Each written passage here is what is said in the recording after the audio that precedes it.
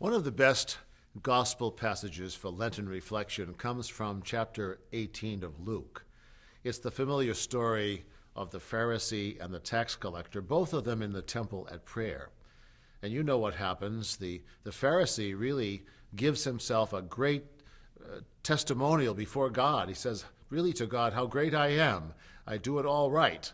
And so then we are told to look to the back of the temple, and there is the tax collector, with his head bowed in humility, even reluctant to look up toward God. And his prayer is not self-praise. His prayer is, Lord, have mercy on me, a sinner. Now, some psychologists probably in our time would tell us it was the Pharisee who had his act together. He felt so good about himself, he was able to praise himself, and the other guy was suffering from some kind of ego deficit. But that's not the perspective of Jesus. Jesus tells us that it was the tax collector who was able to admit his sin and his need for God's mercy, who went away healed.